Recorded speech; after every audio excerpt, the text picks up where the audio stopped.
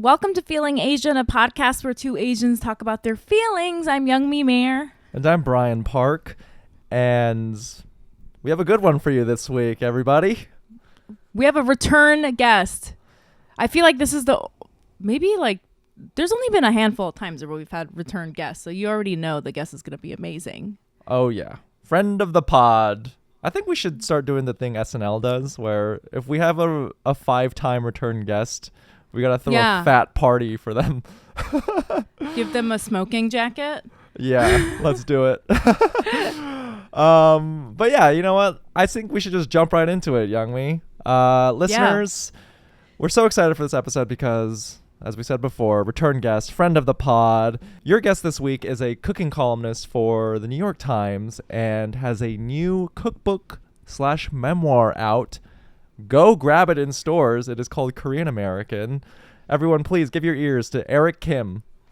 Thank you for having me. I was so nervous that you guys wouldn't want me back on. But I really wanted to come back. I don't know.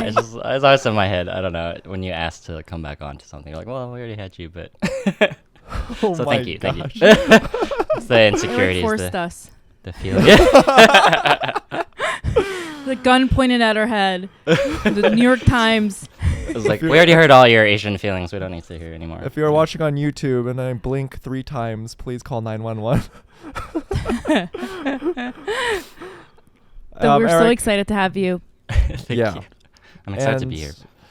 Eric, I need to give you an update that I think you would very much appreciate. So, you know, this episode, we're going to talk about a lot of changes that we've gone through in this past year. However, one thing for me is that I've been cooking more. And yes. Wow. I've been very vocal about on the podcast how I consider myself a terrible cook. And the narrative is changing. People are now perceiving me to be pretty good at cooking, namely because my secret is I just use all of your recipes. Oh. I use all your recipes. It's fire. It's amazing. So sweet. You're like the Ratatouille rat in Brian's hat. Happy to be that rat. God, I love that movie. Have you seen that recently? It's like only an hour and a half or something. It's super short and so good. I saw it for the first time a month ago. Oh, really? Wow. Yeah. Very fresh. How did you feel? Amazing. So good. So good. That's a great I want to say, I don't know if we said this I feel like maybe we said this to Eric last time, but I went to Brian's kitchen while we were recording one time while he was in the bathroom, and it was just like 8 bags of granola and just like whole milk. I was like, what? And then sometimes Brian will be like eating a snack when I go over there to record, and it'll just be like boiled chicken. No. Do you know what I mean?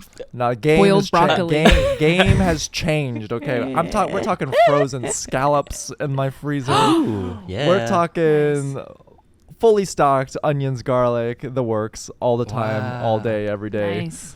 Good for you. The granola life is a past me. I really want to make Brian a nice peanut butter and jelly sandwich, like a really good one. That's his favorite snack. Oh. Do you still eat that? Honestly, I don't.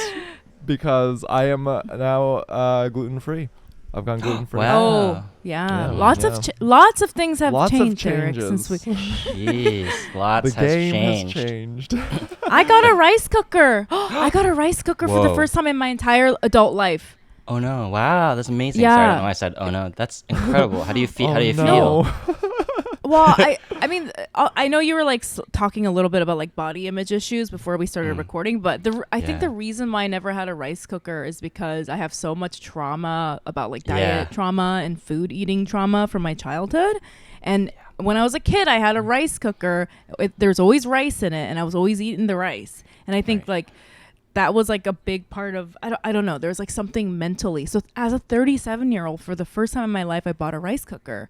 Oh, I'm so happy for you. It's amazing. Yeah, I feel like in my family anyway, hinsat is like so bad. It's like not in my family, but like my parents are such dieters. They're like crash dieters. Yeah. They're like, oh, we're not eating rice today, so they'll have like a whole like takdoritang or something, and like the whole pot of it. Or it's just like it's a big part of that my consciousness too, that white rice is supposedly bad for you, but actually, I don't know. I had a friend recently pointed out. She was like, how could it be bad for you when millions of Asians eat white rice, and they've been eating it for centuries. Like, there's no one. Yeah. That's crazy. I've always wondered that. Yeah, because the science tells us it's bad, but how come we be living mad long? Yeah. And Mad our long. skin be looking amazing? How come I mean, I think it's just like, like living in the West, there is like, obviously diet culture is huge everywhere in the world, and like obviously in Korea, and it's like very toxic everywhere, but like in the West, they do place morality on food. It's like this weird like Christian values background, like where it's like there's good food and there's bad food, like things like that, and it's just like very different. It's important to make that distinction. And white rice is bad. Yeah, like what? I mean, not bad. Yeah. It's relative. Well, I have a great. Oh, sorry. Sorry. Go on. What? I was gonna say I have a great story. It's really short, but I met with Ellie Krieger. Just shout out to Ellie Krieger. Do you guys remember her from the Food Network a long time ago? Like, she was on TV with this healthy dinners, and she was so smart. She's a dietitian, and also really nuanced about her conversation around food and healthy, that word. And she described it to me like, there are white rice is probably really good for, and then she like gives an example of someone who suffers some kind of disease who needs like that white rice. And I just like, I love that notion that health is relative, and it's important to say that with regard to food, because it's really authoritarian to say that someone shouldn't have something when you don't know their body and like how they react to it. And anyway, I mean, it's just like, I think like the American approach, also it's like very like steeped in white supremacy, and I think you have to really, diet culture in this country is like steeped in all of like misogyny and racism and stuff like that, so you really have to like take a very critical lens to how people talk about food. And I think people are very smart. They're like really coming around to that and realizing that, you know what I mean? I think so like, too. Okay, I just want to say the story really quick. This is a good example. I went to this Chinese restaurant the other day, and there was like a white woman sitting next to me being like, I'm on a very restrictive diet, so I'm gonna get the French fries. And I was like, are you correlating Chinese food as bad, unhealthy, to the point where you think the French fries is the healthy option, Wild. Right. Yeah, it's right. It's all relative. Yeah. But we do want to stress on the record that making a PB&J sandwich as your go-to snack in the comfort of your own home is incredibly masochistic. But in any case, I know people who love peanut butter for its like protein and the sugars, because some people need that quickly. Maybe they're Anyway, we could talk about this forever. Eric. Yeah, but Eric, thanks for joining us again on the podcast. So many things that we want to learn about you in the course of this past year. Give us a little update. But before we do so, Youngmi, how are you feeling? Man, I'm feeling like,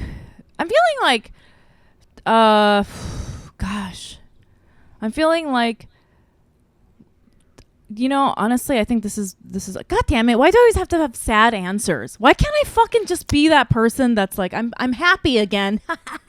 No. Last time you said you're happy, so this is good. Oh, I did? Okay, yeah. good. Yeah. I have to say that something like something kind of like very traumatizing happened, and it's I feel the need to say it's not that traumatizing, but it is for me personally. My mom has COVID.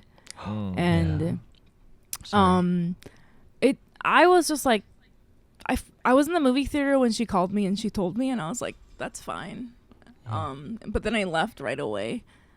And I called her, and right now she's okay. She's really sick, but she's fine. There's like a big wave in Korea right now, but obviously, it's my mom, and it's like scary that she's sick, but it really like took me by surprise, like how upset I was. I was like just so upset, and I'm just so scared,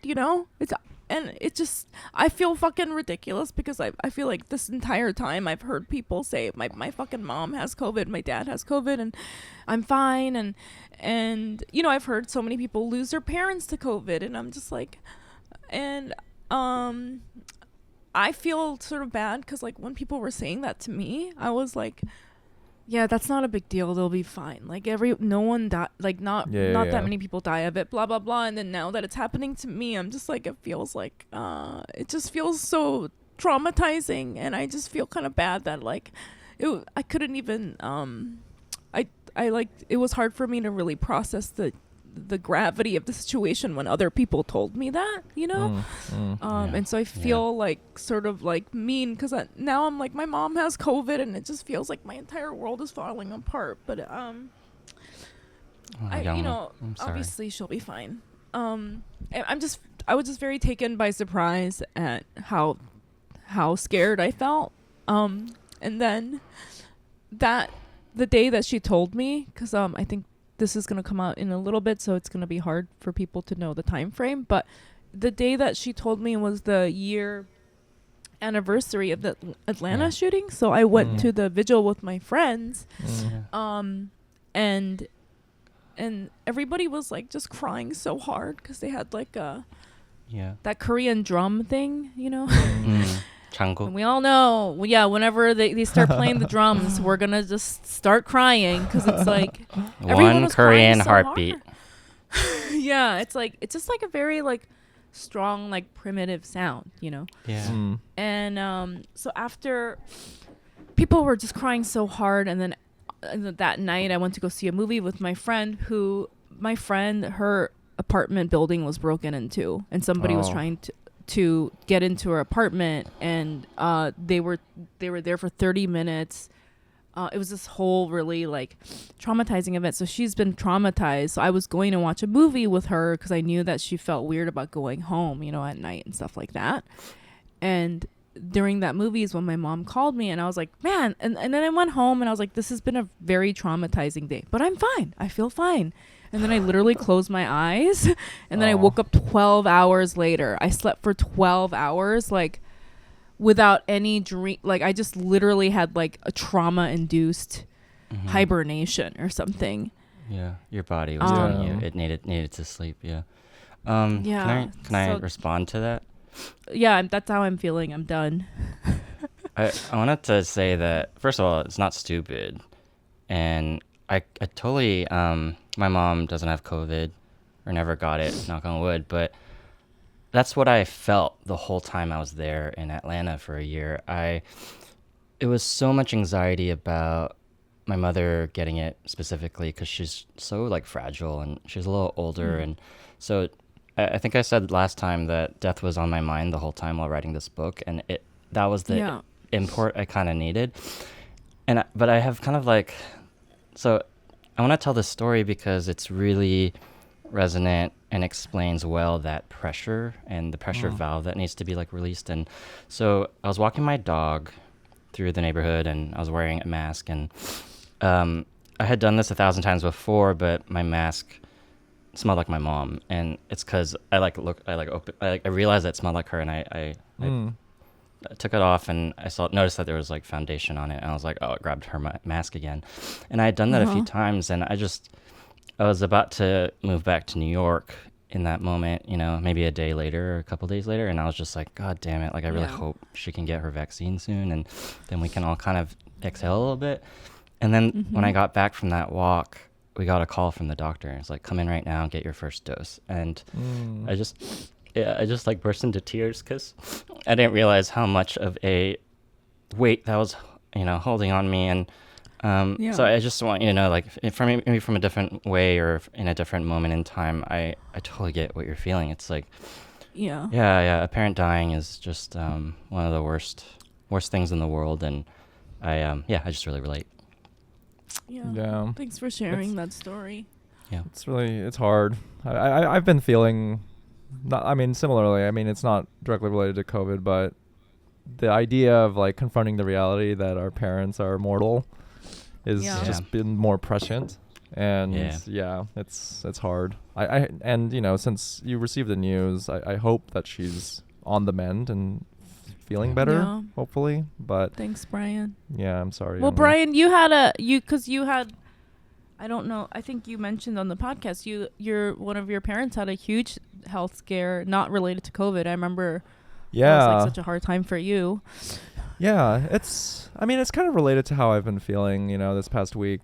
Firstly, you know, when we released this episode, you know, at the time of this recording, this week has just been really heavy.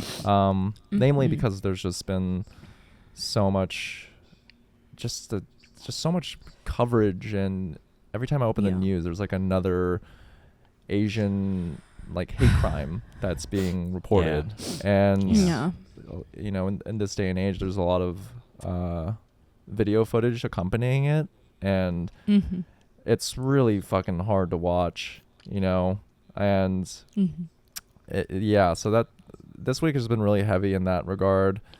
But then not that, you know, similarly, just like family related, like health scares, and that's been on my mind. You know, my parents are getting older, my aunts, uncles, everyone's getting older, and I guess that's just life. People's bodies start to not function the way they used to. There's more anxiety surrounding it. There's a lot of uncertainty, and namely this week, there's just been a lot of anxiety and uncertainty related to all of that. But so just in general, it's just been a very heavy week. But is that how you're feeling? Yeah, it's been I feel like things have just been kind of like dampened. Like I feel like I'm wearing it's just, I don't know how else to describe it. I feel like I'm walking underwater a bit this week, and clothes feel a little bit damp and heavy, and but you know, I have I have people like you around who will listen, and I'm very grateful that I have people who can just listen, and you know, I can express these things too. I have to say, I really relate in that heaviness, but also social media. I had to put down my phone a lot. It looks like I'm on it a lot because I'm like promoting stuff, but actually in between posts, I just like put my phone away and I really appreciate the people who post things like trigger warnings, or also calls for trigger warnings, being like, please never retweet the exact video. Like, you need to provide some context first. Think about what you're putting out into the world before you do it. I had this, you know, kind of realization recently, because the Atlanta shootings were, you know, it affected all of us in different ways. But for me, it's a hometown that I left. So, you know, so recently I'd left to finish shooting the book in New York. And I think that Thursday it happened, or was it a Wednesday? That Wednesday or Thursday it happened. And then a couple days later, you know, and then my whole set, I have all these amazing Asian artists on set. And so it was a moment of, and we had to get shit done, you know? So it was a moment where we were all falling apart, but we had to kind of finish this thing. And so in finishing the thing, it just felt like a real moment of Asian joy and a celebration. And suddenly the book felt so much more political. I was like, wow, there are people out there who don't want me to exist, and who don't want these people to exist. So I need to, I don't know. And so, even that last day, it's like that pressure valve again. That last day, I just burst into tears when my photographer walked up to me and, you know, hugged me. And I don't know. I think about that all the time, because I think people don't know what we're holding inside, because not all of us are just like expressing it very loudly on social. I think there is that can be a good thing, and it's good for a lot of people, but not for me. I like to process in private first and write it out in in another way. But I just think, I do have to say that, you know, and I guess, you know, this is how I feel. I know you're supposed to like ask me that, but I think it's the negative stuff that makes the positive stuff feel so much brighter. And I think about that all the time. And I think sometimes I worry about sounding annoying or cringy. The last time I was on here, I kept saying this all feels fake, like my career, and because I had just like started and just gotten that job, and like I was experiencing things for the first time in my life, and I think like it's because I think I'm able to feel the win so greatly because I've had so many losses, and I think that's really important. And when I say losses, I'm not just talking about like career stuff, but like, you know, family and loved ones and friends. And so it's all a continuum, I think, and I've always believed in that. And really, so when the good things happen, I try to really soak it in. And so I'm feeling mixed, but there's a lot of positive right now to outweigh the negative, especially super sunny out, and the cum trees are about to come out, and we get to be walk the streets. And that was our joke last time, because we recorded this in the spring, and spring is Anyway, it's the 1-year anniversary of our podcast recording with Eric. That's yeah. We gotta celebrate. We gotta celebrate that, as well as honor the tragedy that happened a year ago as well. Yeah, so absolutely. No, but that is very poetic, and I'm glad you said that.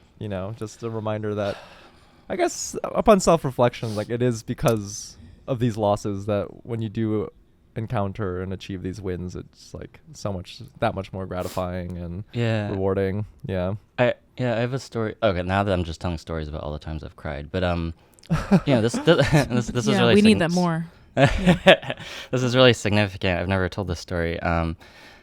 And okay, so my very first piece as a staff writer at the New York Times was about seaweed, and I had this creamy asparagus pasta that had a huge shower of kim over it, and it's sort of like a kim pasta. Kim is roasted seaweed, and I just I was developing that at home, and then I had to drive up to New York, and I finished the piece like in a motel room. It was just all so crazy, and then I had to chase my like team back there to like make it to New York so that we could finish the book shoot. And then the Atlanta shooting happened, and then like maybe a week later, my piece came out in print, and I just like I opened the paper, and I was so surprised, or I didn't know it would look like that, but it was just so big and so. Oh god, sorry. And it was in like color, and it said by Eric Kim, and I just felt the weight of everything, and it was the good and the bad, but I was so proud to have like the most Asian thing I could put out in that moment, I was like, this is not doing much, but maybe it can like offset some of this horribleness that's happening right now. So that I just like, I was bawling in my courtyard. It wasn't even in my apartment because I didn't make it there yet. Every time I walk Q, I like come in and I let her like run around in the courtyard downstairs, and then I usually open the paper and read it, and so I was just like crying, and I'm sure there were like, I think there's like a kindergarten behind me, or there's like a school behind me, and some kids were like looking through the fence and like, what is that? It's just like, why is that guy just absolutely like bawling, holding a newspaper and just crying? The first time a lot of them have ever seen an Asian person, they just had some weird. Those Asians are always crying. They're just crying away for some reason. Wait, can I tell you something that your story reminds me of? Just because you said that the book feels like such a little thing against this like big backdrop of people hating us and not wanting us to be there. The drum thing, the Korean drum thing, the reason that makes me cry so hard every time I hear it is that, when I was growing up, my mom was in this like Korean drum circle, and I had to go to rehearsals with her because obviously that's what we do when you're a kid and your Korean mom is not going to pay for a babysitter. And so I went to the drum, and then she was rehearsing, and afterwards she was like very like, mood, like she was all like sweaty and like and emotional, and she was like, what the song is about? The song is we used to do this like during the occupation, when like Japan like occupied Korea, and it was like the lyrics are like, you're never gonna take us, like you're never gonna take me, but it was so sad because they already had. It was like this really sad display of somebody that had lost and was basically being genocided by another group.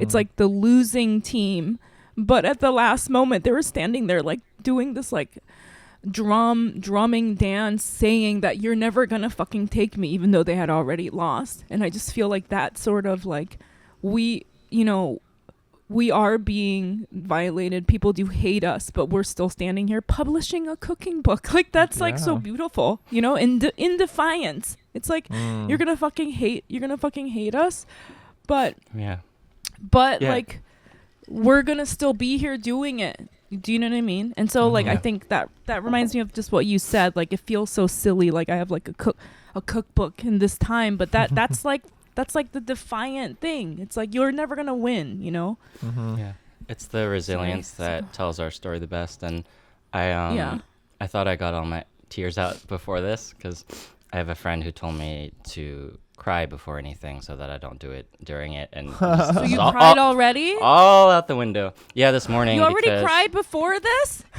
Well, okay. Yeah. That sounds like the thing where they say before you go on a first, the thing where they say before you go on a first date, you have to jerk off and just have clarity. I've never heard that. No. Oh, the post-nut clarity. Sorry, I learned it on your podcast, right? Don't get high before you grocery shop.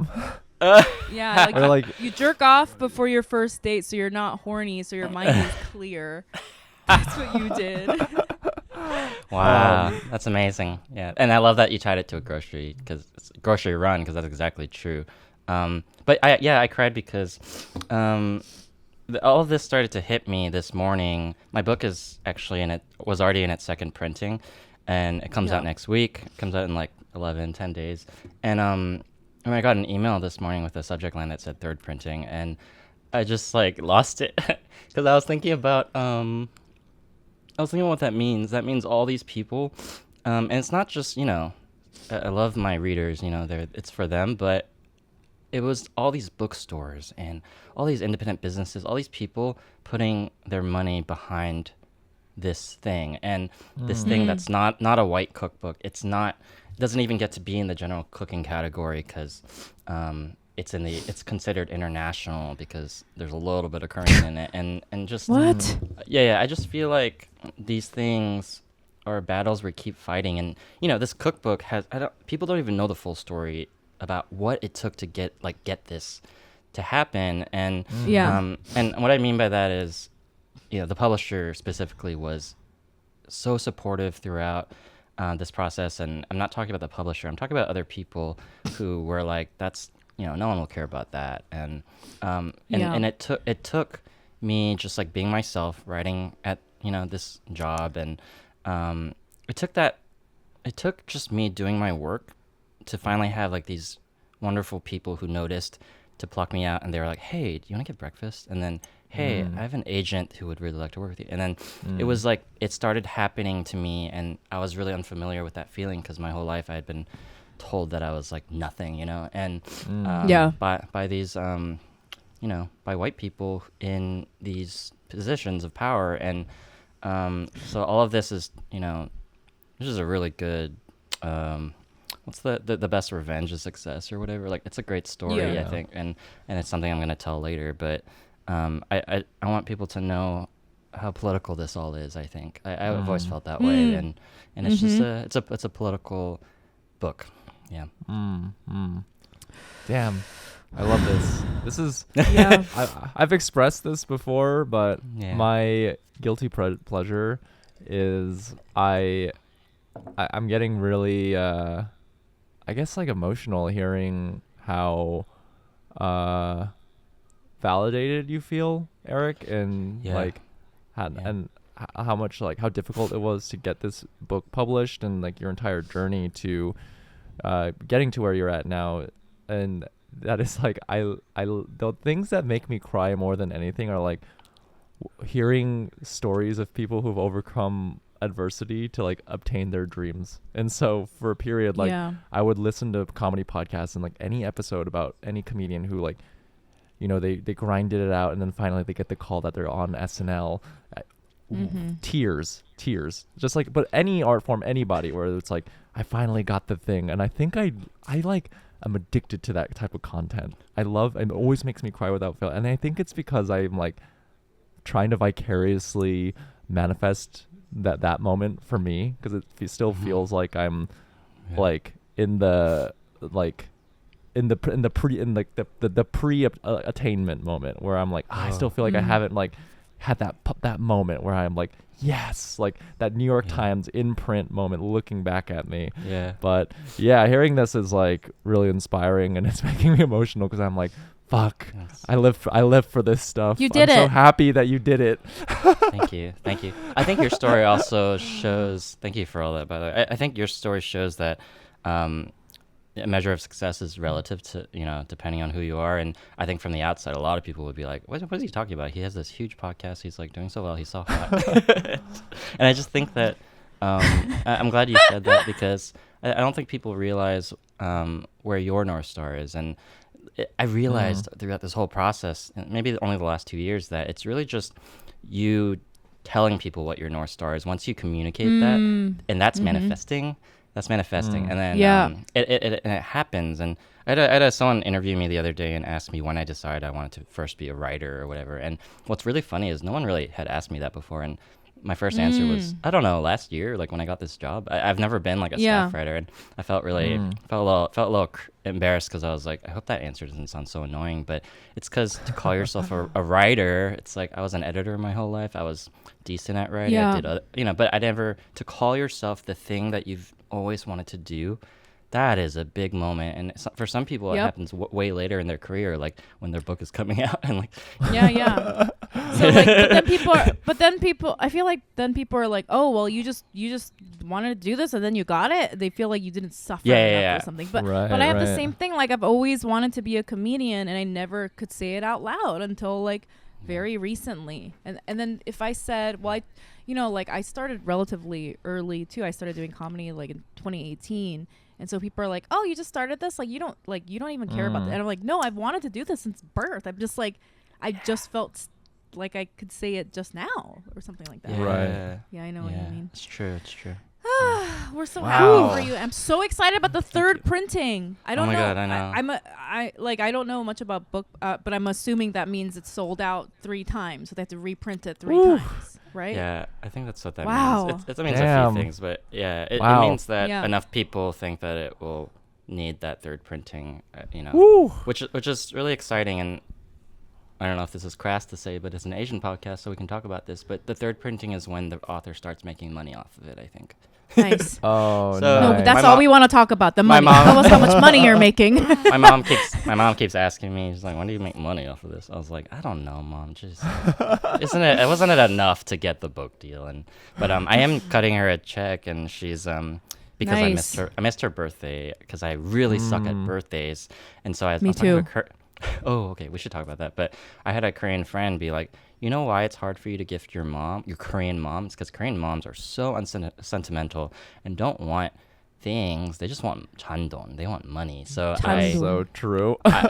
she was like, I wasn't gonna say anything, Eric, but last week was my birthday and I didn't get a birthday gift, and I was like, well, what if I give you? And then I told her I'd give her a cut, and she was like, yeah, like that. And I was like, okay, I redeem myself with, last minute, and I just thought that was really funny. But yeah. Woo. Damn, Eric. I feel like I'm gonna put on my psychic hat here, and I feel like with this trend, there's gonna be a lot more tears coming up in this year because you're gonna be very busy. You got a book tour. You're gonna see the book in stores. That's gonna be Oh my amazing. gosh. Yeah, I'm gonna gonna be cry then. crying. Can't wait. Oh my gosh. All good Well, things. All good things. Yeah. Well, so you basically answered the first question we had because we wanted to ask you about what it felt like having this book become developed and then come out during the pandemic. And you obviously told us in such a great way, and it's so exciting. But there was another topic that we wanted to know about you because last time you were here, you were single, and now you are in a relationship. Yeah. How? And this is interesting because last time you talked about coming out to your parents, and it was it was such a beautiful story, and it was like, there's a journey there. So I guess this is like, so how is like what's that like? Yeah. I'm gonna. I swear this isn't like advertisement, but it's. Oh no! Please show us your Plug book. it. I have a nice way to tell this story. I think I told you last time about how my mom and I were in the car, and she finally was able to say the words "남자친구." Yeah. After we talked about 남자친구 that, means boyfriend. oh, thanks. Yeah. Yes. After that episode, I went back to my manuscript, and it was still in its editing phase. And I had this one recipe. It's a Korean pear galette. It's really delicious, actually. But Yes. it's really good. It has it's a salted cinnamon whipped cream that tastes like Cinnamon Toast Crunch. Okay, and then the whole head note. It's like a page-long essay, right? It was about... That sounds like a sujanga flavor. That's like my favorite flavor. Hell yeah, it is. Yeah. It's inspired by that. There's ginger, and yeah, it's sujanga flavored. Oh, so good. Anyway, the whole piece was about my ex-boyfriend who, it was about how, my mom, before we really would talk about this, my gayness, she knew that I was going over to a boy's house every night, and she would give me gifts to send, to bring to him. And like a Korean mom, she's like, oh, he's also another young boy who's living alone. Like, let's pack him some food. And she always had Korean pears, because I was always visiting in the winter and on my breaks. And one day he made a galette out of it, and he shingled the pears in a very beautiful, like mermaid-like way. And it's kind of that relationship was really, bad in many ways, but I wanted to like represent the beauty of that relationship in like, in a capsule. But after our episode, I was like, no, he doesn't get to have a page. Like, and so I changed the ending of that essay completely to make it about. And I also cry. Sorry, I cry when I'm so cheesy. I'm a cheesy crier, and whenever I think about my boyfriend, he just kind of came out of nowhere, and we were both quarantined in Atlanta at the time.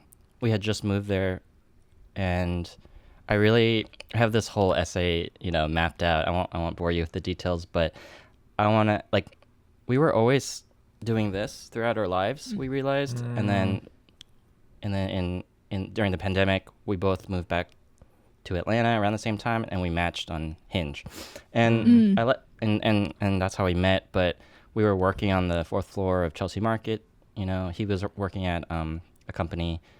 I'll just say a company, and and I was working I was working at Food Network at the time, and and we were both commuting on the AC train, and for like 3 or 4 years, and never met. And then later, I also found that he had already met one of my exes before I had ever met him, and so I love this. And then our dads worked, pretty close to each other back in the early 90s on Buford Highway. And all these weird things where how people come into your life, it's really beautiful. And but the essay, what I really want to say about this relationship is that I think the mistake I made with the last one was really believing in the story and being like, oh, this is fate, this is so perfect. And I actually used to call my ex McPerfect, and it was this disgusting kind of amateur relationship. And whereas this one, I'm like, wow, every day is it's a lot of hard work. And love, like relationships and love, they take work, and they take work every day. And it's actually this conversation about fate and destiny, because fate is those are like the gods who, like, I actually don't know that much about Greek mythology, but like, fate is there. It's all this, it's in the stars, but it's up to the person, the hero, to I'm not calling myself a hero, but in Greek mythology, it's about it's the main character who needs to make the destiny happen with his actions. So I love this. Yeah. I love that metaphor, and that's how I feel about my relationship. Yeah. That sounds like a way more mature way to look at it. I mean, there is fate, but it's up to the person. But you know what? Aren't you both also? I feel like if we're talking about a year later, where were you a year before? I'll let you guys reveal. I don't know what you want to. Oh, like, are we both in relationships? Well, Brian is very happily in a relationship. Yeah, I know. I already knew that. Yeah. How does that feel for you?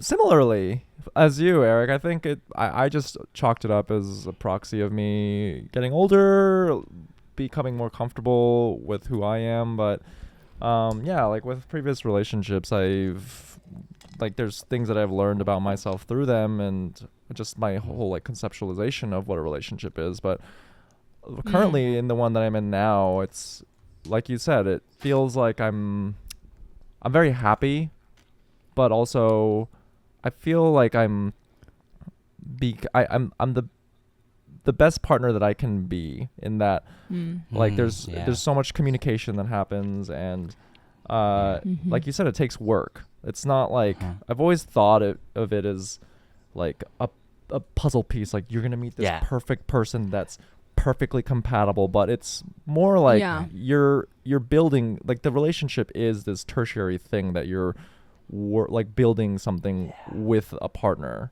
and it's like a matter of it's not like a one-to-one compatibility in so much as it's like, am I compatible with this person who wants to put as much effort and is just as invested as I am into building this ship called the relationship. And I think in that sense, it's made me yeah, I'm very lucky to have a partner who is so compassionate and so empathetic and really makes me feel comfortable and seen and just being really vulnerable and about like anything, because that's the irony of it is like I host this podcast where it's about like vulnerability and having feelings, but I'm so shy and like can be really really like difficult when in expressing like my real feelings in the context of a relationship, because I always have this fear that I'm going to like upset a partner or something, but so I'll like suppress some of my emotions and be a people pleaser, but I'm very happy because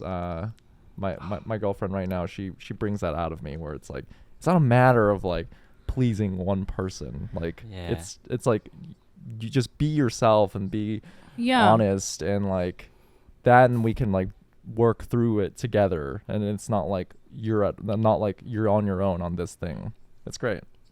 So good. Yeah, I feel like you both have similar like realizations in these new relationships, and it's like a realistic approach, and you're like, oh, this is like what a relationship is. I'm also in a relationship, but it's very like it's long distance, and that, which is like for the first time in my life, that's what I'm doing, and I've never done that before, so it's like it's very hard, and like I've only recently given myself room to really be vulnerable in relationships. It's only been a few years where I like Brian said, like for the first time in my life, I'm coming to them as myself, and so this is like a first time for me to deal with this sort of it's like this other thing, like what I said about my mom getting COVID. So many people say my parents have COVID, and you're like, that sounds horrible, whatever. You don't really know how that feels. But then somebody will be like, I'm in a long distance relationship, and I'm like, shut up, who cares? Like, that's not hard. Like, why? Shut the fuck. Who gives a fuck? And now that I'm doing it, I'm like, it's so hard. Like, do you know what I mean? Yeah. I don't know. Does that mean like I feel like I'm like I guess it's hard to like really understand something until you're going through it, and I feel like that's me being a narcissist. But it's like it's hard to be, you know, it's hard. You know, I try very hard to like feel what other people are feeling, but until it happens to you, it's just really hard to fully understand how that feels, I think. But you know? For sure. Even you just saying that though shows how empathetic you are. I think I've always felt this way when I'm listening to your podcast. I'm like, man, Brian and Youngmi are so emotionally intelligent. That's why they're so good at this. And Youngmi should be a therapist. Well, Brian should too, but I think Youngmi should be a therapist. You should. But sorry, my point is that I wonder if empathy doesn't necessarily mean that you have to feel what they're feeling, but that you care about what they're feeling. And so you're someone who's always good at like trying to be in people's, you know, walk in people's shoes, and it's super empathetic to be like, I can't understand what you're going through. Like, for instance, when something really violent happens to a huge group of people, it's like what's actually really helpful is when a friend or an ally is like, I have no idea what you're going through right now, but I just want you to know that I'm here for you, and I'm thinking about you. Yeah. And, it's a fine line between like sympathy and empathy, but empathy is the good one. Yeah. I think, you know, I have to say that I don't know if I have this thing where I feel like everyone feels the same exact way that I do, and I know that's wrong, but like I kind of feel like for a lot of people it's very dishonest to be like, I know exactly how you feel, even though I've never experienced that. Like I feel like that's a little dishonest, and I think it's me being very very very honest here and being like, I'm kind of shitty at like really understanding what things feel like until they happen to me, and you know, I'm sorry. Human. Yeah. It's human. Yeah. Eric, so before every episode, you know, Youngmi and I, we like to ask our guests if there's anything they want to discuss.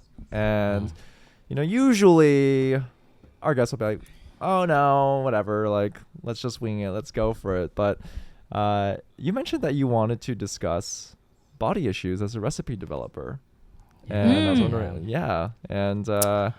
you know, can you tell us a little bit more about... Yeah, sure. Okay, so I wanted to talk about this because, first of all, I feel comfortable enough to talk about it here, and I know Youngmi has brought it up, you know, a few times, and so I know that I'm just curious also to know what you guys would think about this. But as recipe developers, we don't really have many opportunities to talk about talk about this. This is such a meta, like navel-gazing thing. Like no one would care, but I talk about it with my friends all the time, my other food media friends, and how it's this really Sisyphean kind of toxic cycle of you're asked to develop recipes, you have to taste them, you have to eat them, and then you have to finish eating them, by the way, because you're cooking all this food, and then you have to you know, go on camera and smile and be in videos. And so when you met me, I was at the beginning of my kind of journey, and I was in like a couple of videos, and then the next couple of videos I was maybe 5 pounds heavier. The next couple of videos I was 10 pounds heavier, and then later eventually I was like 15 to 20 pounds heavier. And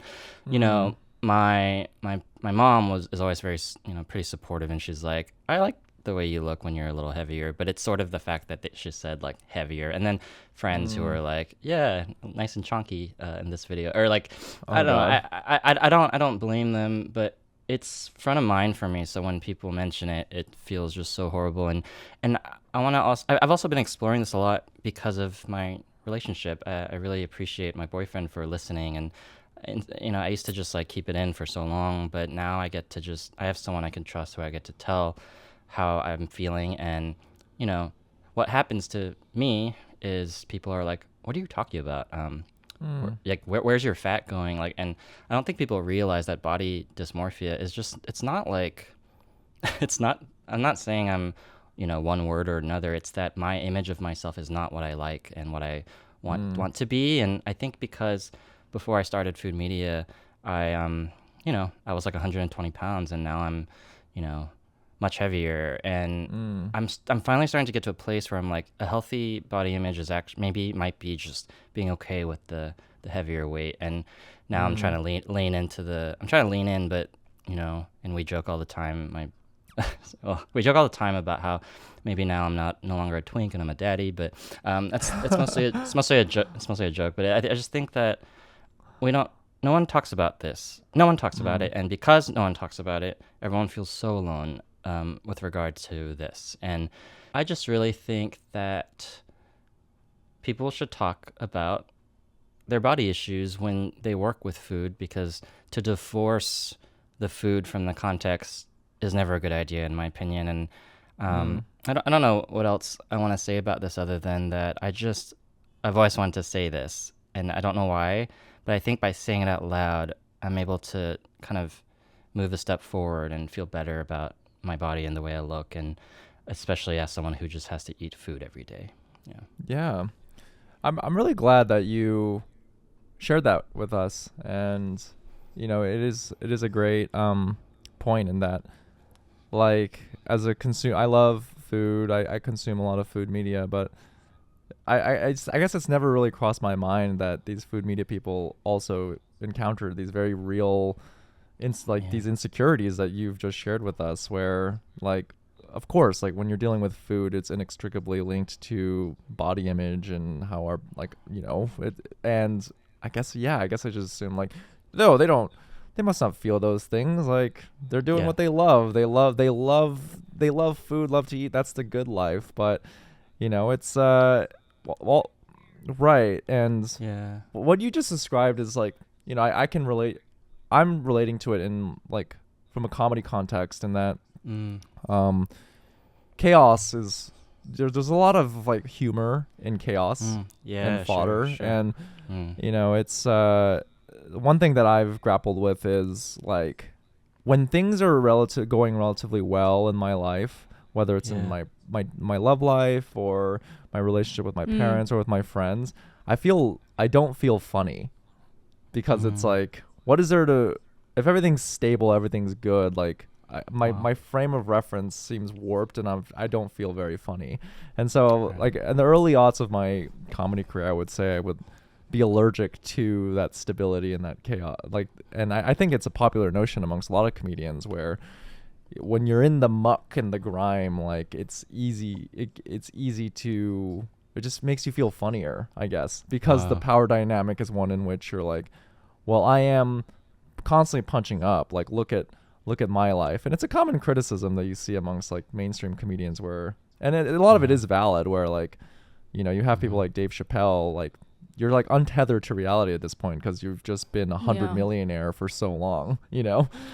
And but yeah, it is thank you for sharing, Eric. I mean, it is that is an oversight on my part where I just like I've never really made the connection, but it makes sense. Like for food media people, the whole thing about food media is that you're supposed to look like you're having fun and you don't care about those things. And this is me eating food, and who cares? Like I'm like, well, who cares about weight and all those things? But that's like obviously that's a human being that is like, you know, when you're recipe testing, you're like making something over and over again. You're eating something 5 times, and obviously the weight is like coming out. And I just, you know, as somebody that also suffers from body dysmorphia, I feel like it's so hard to explain to people that nothing that you're saying is actually helping me. Like when they say, oh, well, where did you gain 20 pounds? I don't see 20 pounds on you, or like, or like your mom being like, oh, I like it when you're a little heavier. And like people think that it's like, positive, but the way that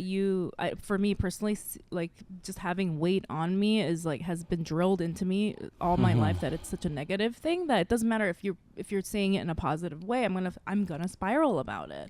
And not to psychologize myself too much, but there is a bit of a gendered thing to this. You know, a lot of people think that this only happens to women, which is crazy. Like it happens to men as well. And I'm not saying like happens to all men. Yeah, I would say. I think everyone gets. Everyone. Sorry, every human. Well, this is me like thinking everyone feels the same way that I do again. But yeah, I think men get it and you know what I notice? A lot of men that are straight men get eating disorders and body dysmorphia through being in relationships with straight women. Whoa. Like they will like cohabitate with like a straight woman after 5 years, and they will pick up because like so many straight women have eating disorders and body dysmorphia and unknowingly will just say shit like throughout the day, like, oh, I shouldn't have eaten that, or oh, I look like shit, or whatever. Right. And I've seen a lot of their partners I've seen that happen so many times, including my ex-husband, that I feel like he like picked up a touch of that from me. Wow.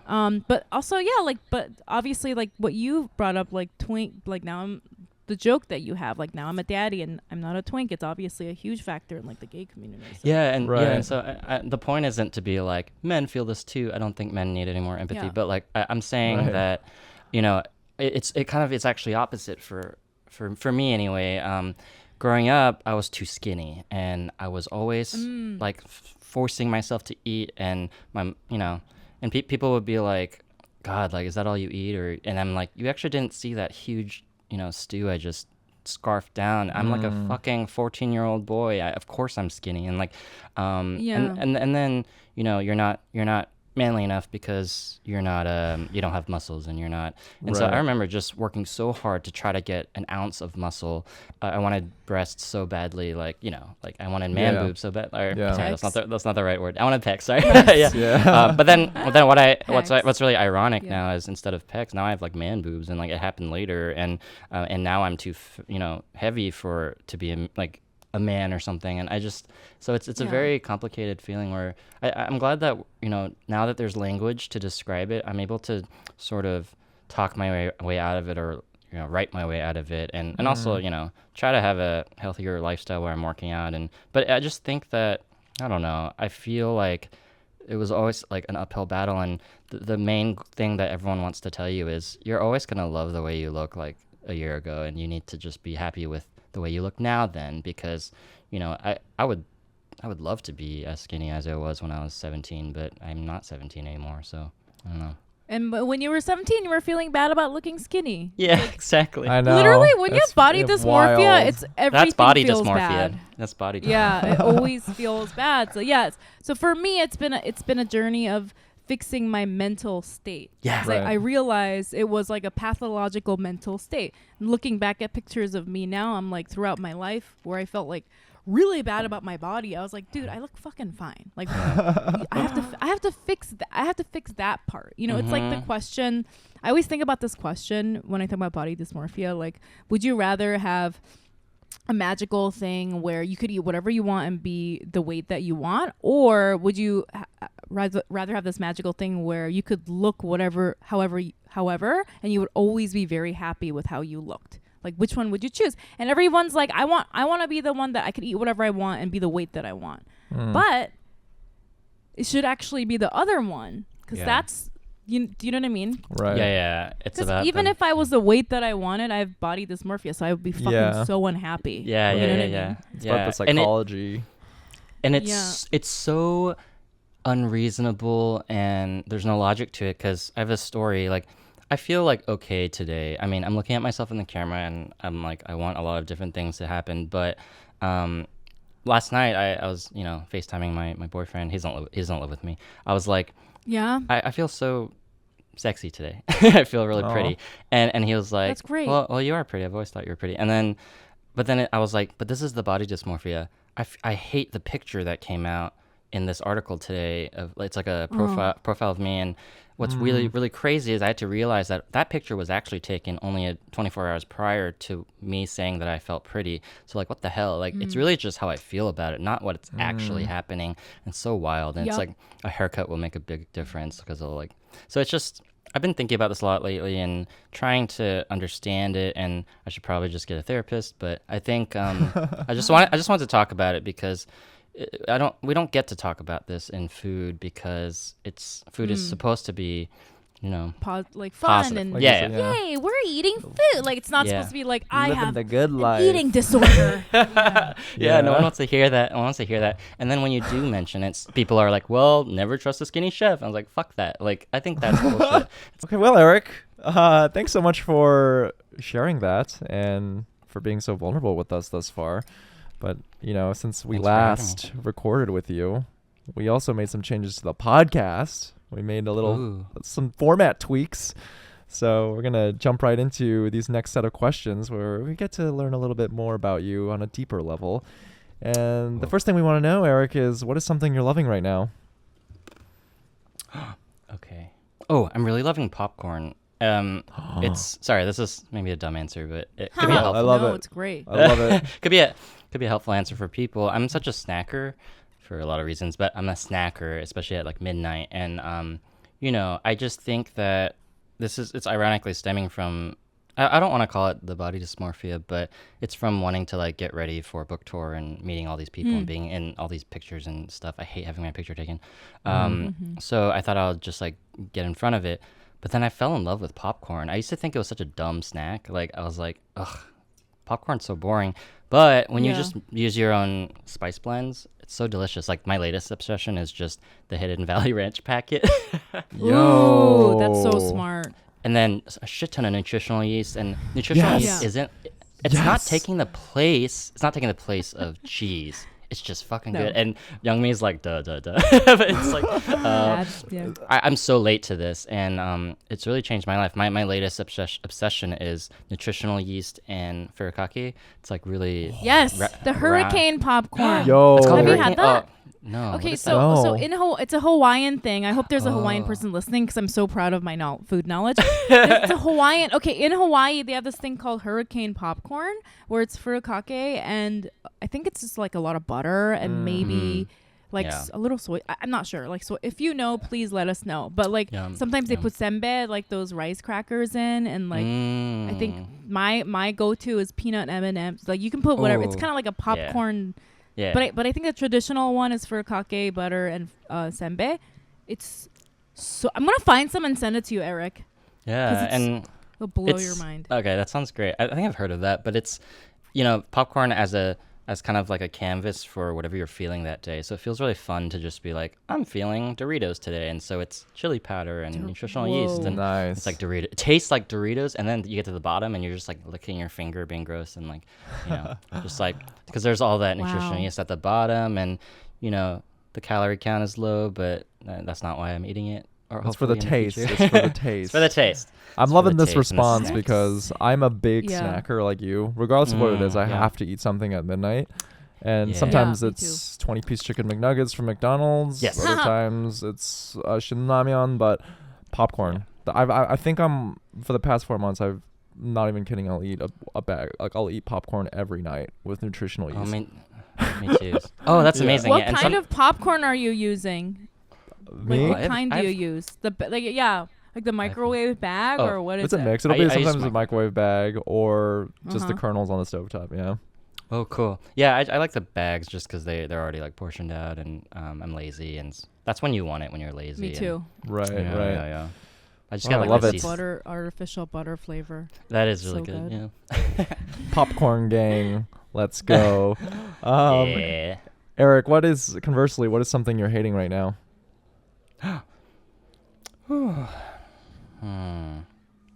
Sorry, I actually didn't prepare for this.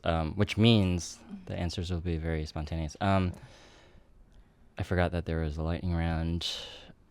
I'm hating. Oh crap! I'm hating. Well, okay.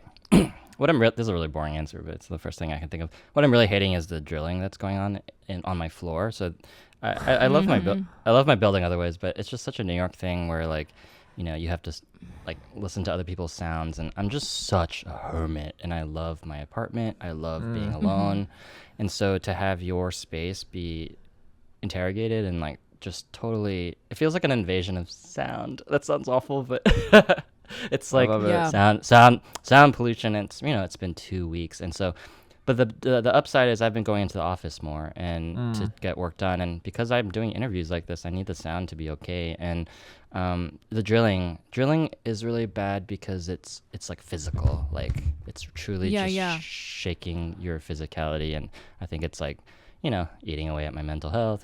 But I'm trying to adapt by just, it's always like make lemonade, like go to a cute coffee shop, and I don't know, do dumb shit like that to be like, if I didn't have this horrible drilling in my apartment all day, I would not be in this adorable coffee shop. Yeah. Have you been on a call, like a really important call where the sound pollution has gotten in the way and it was a huge annoyance?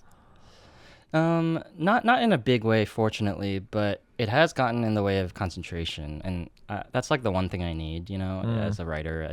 I need to be able to sit at my desk and write, and it's such a simple ask, but in New York, nothing is guaranteed, and so those are moments where I'm like, God, I hate New York, but then of course you go outside and you're like, oh, I love New York, and just such a double-edged sword. Man, I feel like people, that don't live in New York don't understand the detriment of like what construction is like, because it's like first of all, it's on every single block. It's like when you're walking home, every block is devastatingly loud, and then you get home and you're like, fucking finally, and then they start drilling, and like, because I have a construction area in front of my building, and they start, for some fucking reason, they start every day at 7 a.m. and then they're done at like 9:30. I'm like, why don't you just start at like noon? If you're only gonna work an hour and a half, it's just like 7 to 8:30, like the time you don't want it to happen. But it's it's like very so real. I'm gonna be a Korean mom about this, because this is what my mom always says. She's like, well, you fucking you chose to live there. It's like she's like, I thought you were gonna say well, you should have been up by now. It's 7 a.m. So. That too. My mom's always like, come back to Texas. You should visit more anyways. It's quiet here. But Eric, this is okay. So for our listeners, if you want to hear Eric's response to this next question, you're gonna have to check us out on Patreon at patreon.com/feelingasian. And Eric, here's our next juicy question for you that we keep behind the Patreon paywall. What is something you're ashamed of? Ooh, man. I've never said this to anyone in the entire world. I can't wait for you guys to hear this. And that's where you'll cut it. Okay, and great. Well, Eric, thank you so much for providing such a scintillating and juicy answer that people who haven't subscribed to the Patreon are definitely going to miss out on. Man, I've never cried that hard in my life. Yeah. But you know the drill. You're a friend of the podcast. We want to ask you this one last question before we let you go, and that is, what is something that you're proud of? Okay, this one I actually wrote down because I want to be really legitimate about this, or that's not the word I want to use. I want to be deliberate about this. So this whole book, getting it was a process, and it's not that I had to convince my publisher. What I actually want to say is that the publisher believed in me when I was like a nobody. I had like 30K followers. Sorry, that's like, you know, a lot for like. I only had 30,000 followers on Sorry. Instagram. What a No, flex. that's like an well, but in book publishing, you know, a lot of people, I've heard a lot of POC get this. They're like, well, you don't have a big enough following. Like, you're not a 500K food influencer, you know, whatever. And I always believe that, like, if I just focused on the quality of my work, then maybe, you know, the quantity would come later. And I've always led my life that way and my career in the last couple of years. And I'm really lucky that I had a publisher who was like, this is actually an investment. We're going to, you know, they really believed in me and they really believed in the book and my story. And they just wanted to do something with me. And they, you know, they invested. And then I reached 100K recently on Instagram in a year. And I think, I'm also like, I'm selling books, and I also just want to say this to help other people know that, like, you should focus on the quality because I don't know, just like, don't let anyone tell you that because your follower count is lower that you're not gonna, you know, you're not worthy. It's like such a stupid measurement, and publishers need to stop doing that because it's always like this. When you just focus on the work and the person and see them as a whole thing and not like what's attached to them in terms of like a social media app that's going to die in a few years, you know, it's like it's really important because that's the thing that's going to sustain. And I've always believed in myself. Well, it took a while. It took like a while, and it took a few people to believe in me for me to really just like finally to finally grow into this thing that I always had an inkling that I was capable of. And you know, and I don't regret the years I wasted because that's like growth. You need to gain confidence, and it's the confidence that helps you do the stuff later. And I'm just I want people to know that you don't need that many followers to sell a book. If you have a really good idea, you should just do it. Yeah. I think that's what I'm proud of. Yeah. You're proud of you that you only had 30,000 followers and somebody wanted to publish your book. That's a feat. No. Yeah, it's I feel like for me, it's like, you know, leading up to that moment, there were people who were like, you don't have enough. And, you know, like there were. You weren't discouraged. Yeah. It was, I think I was just lucky that I had people who were my cheerleaders, and they were like, no, just watch. Like, this is going to become something someday. And they invested, and it took a few years, maybe like 5 years, but it like happened. And I'm so grateful to those people. And, you know, they're sprinkled throughout the book because I think, I don't know if people realize what a long process it is to kind of get from, you know, nothing to like cookbook deal. It's like, it's a lot of hard work, and it's a lot of invisible work, I think. And I just, I don't know. I'm trying to figure out, it's hard to put into words, just that I think in my industry, it's just, there's so much value placed on numbers, but you have to just ignore them. You have to ignore the numbers. It's not about the numbers, because the numbers will come later if you believe in the thing and the project. And it's hard to get to that place where you really do believe in yourself. And I'm really proud that I finally believe in myself. Yeah. Yeah. Right. I'm proud of you, Eric, for believing in yourself. No, I'm really glad to hear that, because, you know, we're like, at the end of the day, it's all media, and I go through the same internal struggle all the time where I'm like, fuck, I don't have enough followers. Like, maybe I should start churning out this kind of content that I'm not even that excited about, but I know the masses are going to like it. And it's like, no, like, stop that. Like, just do things that I'm excited about. Like, that's the end. That's what's most important. Yeah. And it was, for me, it's that lesson of, if you, it's cheesy, and I have no other way to say this, but it was only recently when I just kind of realized, oh wow, being myself is what's working. And I'm just, there's so many people along the way who told me not to be myself and to be something else. And I can't believe that there were people who I listened to at all. And so this is, I don't know, this is an ode to that. Just like, hold your ground and kind of, I don't know. Aww. That resonates with me, because I feel like I always just felt like there was no way that I could be successful, because there's no way that I could fit into this box that people were like, don't try to do this thing, be this person. And I'm like, none of those I can do. I can't do that. And I was like, I can't be myself either. And then I was just like, for me, I felt like I had no other option but to be myself. And I was like, This is it. So if this hits, then it hits. If it doesn't, it doesn't. Because this is all I got. You know. Yeah. I think that's why there's this really cheesy song that I listen to sometimes. It's "This Is Me" from The Greatest Showman. It's the biggest hype. It's the biggest hype song because it's about, you know, just I don't know. I think everyone likes to think of themselves as the underdog, and there's probably a moment where you're no longer the underdog. But I think that's the point. It's like the underdog thing is a relative term, and relative to whom. And as long as you have a nice sense of your surroundings and you surround yourself with supportive people and good friends, and I just realized the whole picture is just so much more important than a number, and that feels really good to me. I love that. Well, Eric, what a great message. Thank you for such a wonderful update, and it's so fucking awesome to see you succeeding, and now, you know, with your cookbook, like everyone else, and there's just gonna be so many more people who are gonna become fans of you, and it's such well-deserved. Yeah. It's so well-deserved. And we're so proud of you. We're very proud of you, most That's importantly. what will make me cry. But for our listeners who may not be familiar with you or your online work, where can they find you? I am on Eric Chunho, JOONHO, everywhere. Yeah. And the New York Times, I guess. Yeah. and your book, Korean American, which will be out when this episode airs. Yeah. It's sold wherever books are sold, actually. Do you have a preference?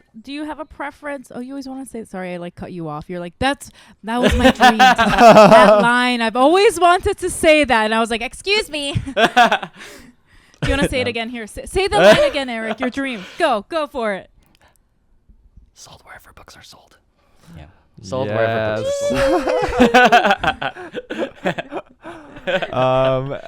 Youngmi, where can I? Wait, what was your question? I was gonna say, do you have a preference, like where people buy the book? Because I know people hate Amazon and stuff, or you don't. You're like, I don't give a shit.